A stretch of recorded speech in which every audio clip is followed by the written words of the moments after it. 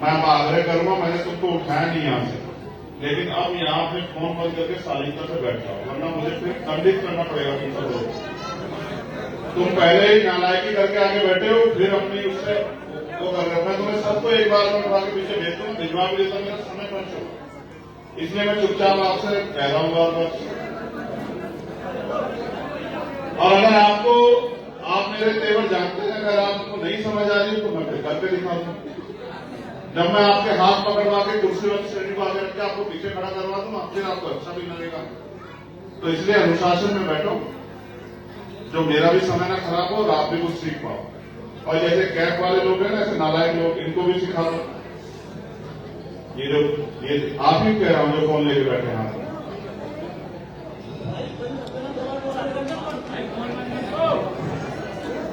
बहुत धन्यवाद। पुणे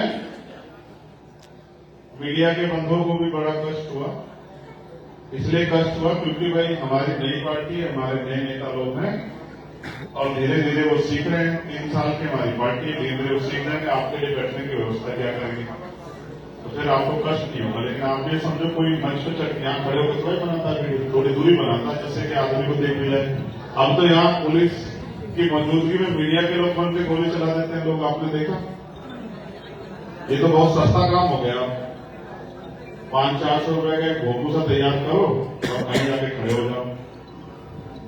तो ये व्यवहार भी मीडिया की तरफ से ठीक नहीं है। चलो आगे बढ़ते हैं। समय समय पे भारत की धरती पे जन्मे सभी संतों पूर्व महापुरुषों को नमन करते हैं।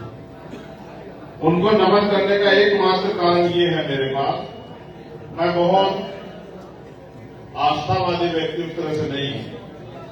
उनको नमन करने का एकमात्र कारण ये है मेरे पास कि उन्होंने अपने जीवन में हमारे लिए बहुत कुछ किया और जब तक वो जिए हमारे लिए ही वो जिए। उन्होंने अपने परिवार की, अपने सुख की, अपनी सुविधाओं की चिंता नहीं की।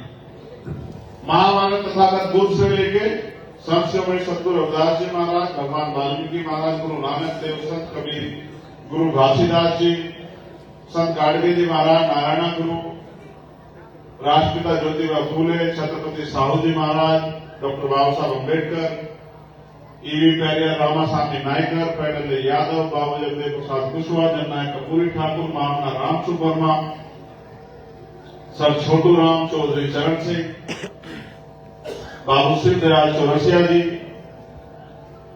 संत राम जी प्रजापति जी, मान्यवर दीनबाला वाल्मीकि साहब, कोतवाल धन सिंह गुर्जर साहब, चौधरी महाराज सिंह भारती जी और मान्यवर काशीराम साहब को भी नमन करता हूं, क्योंकि इन्होंने भी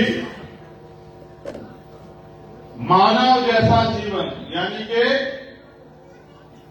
सम्मान, स्वाभिमान और सुख सुविधाओं का जीवन इस देश के लोगों को मिले, कहीं ना कहीं इसके लिए प्रयास किया, संघर्ष किया। और आज उन्हीं की देन है कि उत्तर प्रदेश में देश का कोई कोना हम लोग स्वाभिमान सम्मान के लिए जीवन को प्राप्त करने का प्रयास कर रहे हैं। मैं देश के बहुत सारे कोनों में घूमता रहता हूं, कभी महाराष्ट्र में, कभी उड़ीसा में, कभी बंगाल में। अभी अभी हम लोग मध्य प्रदेश और राजस्थान में चुनाव लड़ा के लौटे हैं। मध्य प्रदेश और राजस्थान के जो चुनाव हैं, मध्य प्रदेश में भी हमारे लोगों ने अच्छा प्रयास किया और कई सीटें वो बहुत नजदीक से हारे। और राजस्थान में तो 10 से ज्यादा सीटें हम दूसरे और तीसरे नंबर पर रहे। और मुझे बिना किसी संकोच के मैं कहना चाहता हूं, आप आंकड़े उठाकर देख लेना, 2-3 सीटें ऐसी हैं जिनमें अगर बहुजन समाज पार्टी के लोग हमारा वोट नहीं काटते तो हम वो सीटें जीत जाते। जैसे राजस्थान की बानसूर पे हम 7,000 कुछ मतों से हारे, वहीं बसपा ने 11,000 मत लेके हमारे वोट काटने का काम किया और हमारा प्रत्याशी 50,000 से ज्यादा वोट लेके 7,000 मतों से हार गया। ऐसे ही रामगढ़ में हमें 74,000 से ज्यादा वोट मिले और बसपा प्रत्याशी वहां 1,000 वोट पे सिमट गए। ऐसे ही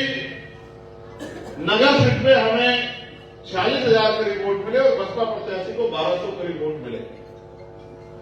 वहीं मध्य प्रदेश की सेवड़ा पे हमें लगभग 30,000 वोट मिले और हमारा प्रत्याशी 11,000 वोट के लगभग से हारा और बसपा का प्रत्याशी 12,000 वोट ले गया। ये राजस्थान और मध्य प्रदेश के कार्यकर्ताओं की मेहनत की वजह से हुआ। आप भी अपने यहां ऐसी मेहनत करोगे तो आपके बीच के लोगों को भी आगे बढ़ने का मौका मिलेगा। मैं समझता हूं जिस क्षेत्र में जैसी मेहनत होगी वैसे ही वहां से परिणाम आए। पिछली बार आपने भी अपने यहां पर एक जिला पंचायत का सदस्य जिता के आजाद समाज पार्टी का प्रतिनिधित्व यहां सुनिश्चित किया। उस काम को अब आपको आगे बढ़ाना है क्योंकि अब लोकसभा का चुनाव आ रहा है। आज ये जिला स्तरीय सम्मेलन इसलिए बुलाया गया कि जिले में जो लोग काम कर रहे हैं एक तो उनका मनोबल बढ़ जाए, दूसरा उनको भविष्य में क्या करना है उसके लिए दिशा निर्देश भी हो जाए। तीसरा, जहां उत्तर प्रदेश में सामंतवाद, पूंजीवाद का मिला जुला गठजोड़ चल रहा है, जहां जुर्म, जाति और दादागिरी हावी हो गई, जहां बहन बेटियां सुरक्षित नहीं है, गरीब की जमीन पे सावंतियों का और भाजपा के नेताओं की ऐसी निगाह है कि वो तो उसकी जमीन को छीन ले, दबा ले। उनके रोजगार साधनों पे भी ताकतवर लोगों की निगाह है। वहीं सरकारी नौकरी और रोजगार के अवसर उत्तर प्रदेश में लगभग खत्म हो गए।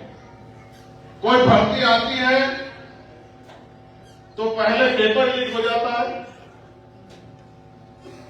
पेपर लीक के बाद आरक्षण की जो व्यवस्था धनी पिछड़े वर्गों के लोगों के लिए डॉक्टर बाबा साहब अम्बेडकर ने संविधान में की, उस व्यवस्था का भी सही पालन नहीं हुआ।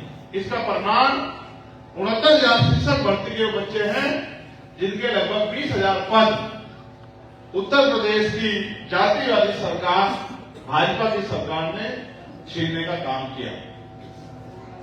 उसके अलावा कल ही मेरे पास सूचना आई कि जो पटवारी की भर्ती हुई उसमें जो विकलांग बच्चे थे उनका जो कोटा था उसको भी सरकार ने पूरा नहीं किया। वो 188 बच्चों की पोस्ट खाली रख दी। वो लोग आंदोलन कर रहे हैं, उनमें से एक बच्चे ने आत्मदाह भी कर लिया। ऐसी भी सूचना मुझे प्राप्त हुई।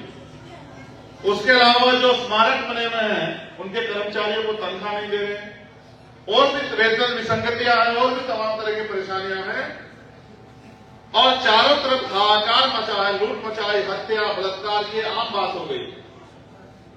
अब मैं ये समझता हूं जिस तरह से लोकतंत्र भारत में है, मान्यवर काशीराम साहब तो कहते थे कि ये लोकतंत्र नहीं है, ये धनतंत्र है। धनतंत्र का मतलब कि पैसे वाले लोग राज कर रहे हैं और मेहनत करने वाले लोग हक अधिकार से वंचित हैं। पैसे वाले लोग आगे बढ़ रहे हैं, पैसे वाले लोग राजनीति कर रहे हैं, पैसे वाले लोग तरक्की कर रहे हैं और गरीब कमजोर होता जा रहा है। चुनाव लड़ने के लिए लाखों करोड़ रुपए की जरूरत है। अब लोकसभा का चुनाव आएगा, आप देखना करोड़ों करोड़ रुपए खर्च होंगे, तो इस लोकतंत्र में जो पैसों के आधार पर चल रहा है, कोई गरीब का बेटा आगे नहीं बढ़ सकता।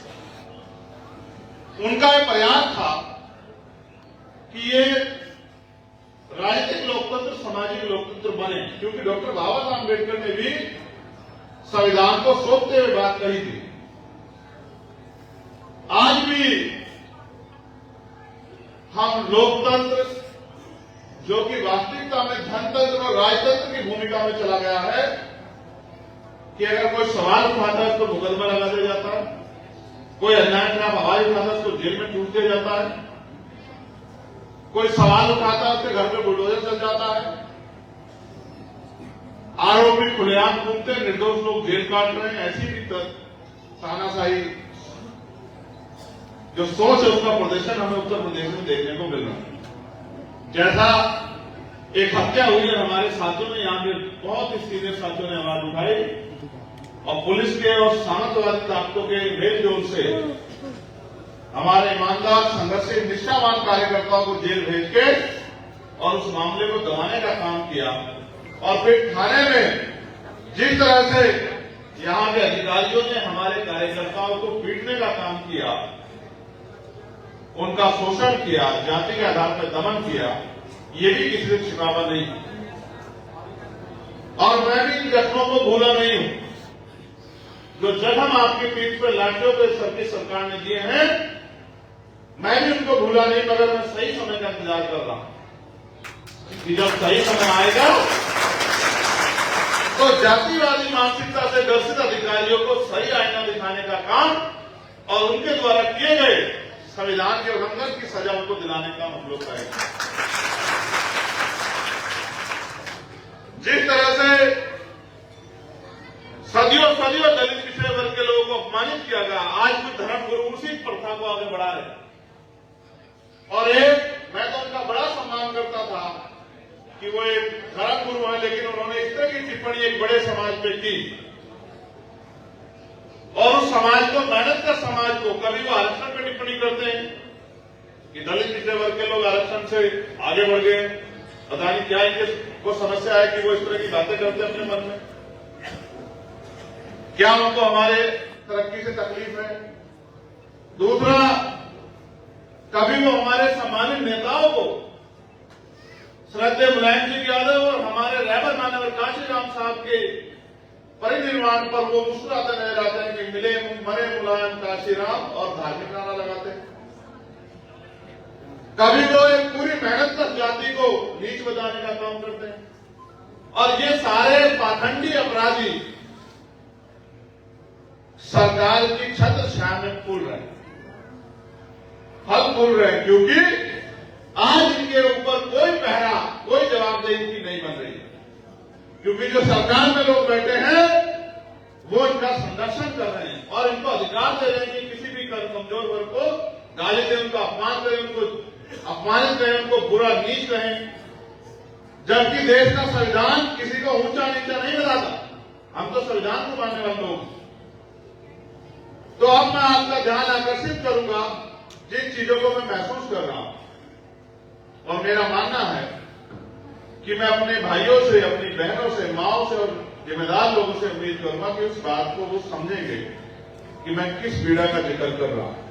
और मेरा विश्वास है जब भविष्य में मैं इटावा आऊंगा तो शायद अगली बार आपका जो प्रदर्शन होगा, चाहे वो सभा के रूप में हो, चाहे आपके कार्य के रूप में, वो ज्यादा उत्कृष्ट होगा, ज्यादा अच्छा होगा, ऐसा मेरा विश्वास है।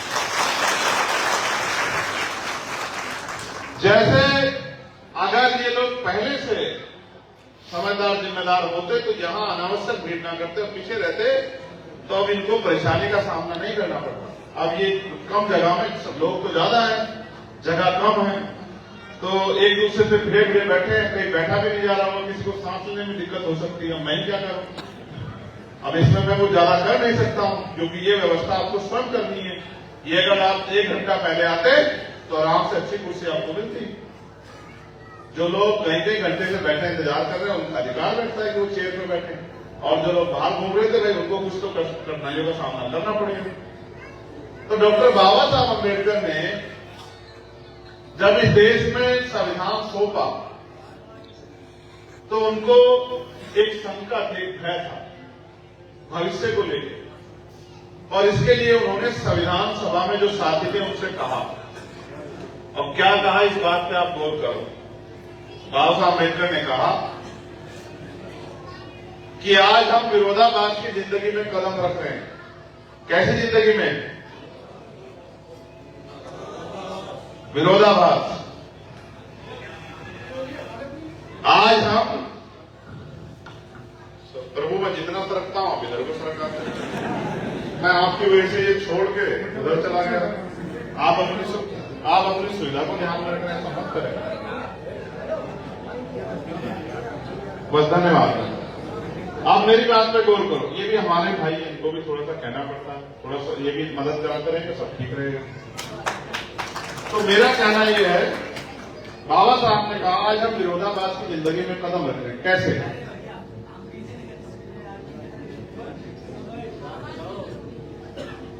तुम में और भाजपा में कोई कमी तो नहीं है। वो भी जनता को ऐसे परेशान कर रहे जैसे तुम यहां कर रहे हो। ये आज हम विरोधाभास की जिंदगी में कदम रख रहे हैं। राजनीति में 1 वोट 1 वैल्यू, चाहे वो राष्ट्रपति की हो या मजदूर किसान की हो, दोनों की वोट की वैल्यू एक होगी, मूल्य एक होगा। तो राजनीति में तो हम लोग बराबर हो जाएंगे।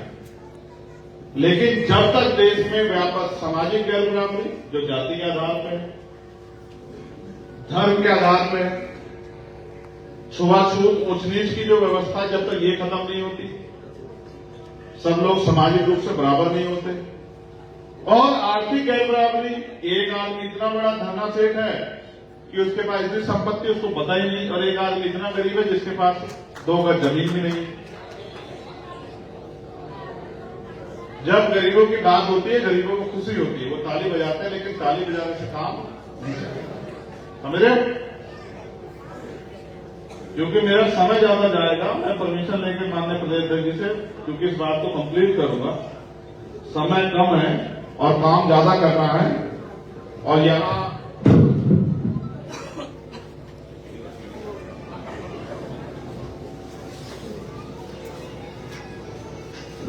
गर्मी भी काफी हो गई है, जबकि सर्दी का मौसम है। तो मैं कोशिश करूंगा कि सारी बात आपको कम समय में समझा दूं, और मैं चाहता हूं मानसिक रूप से आप तैयार हो।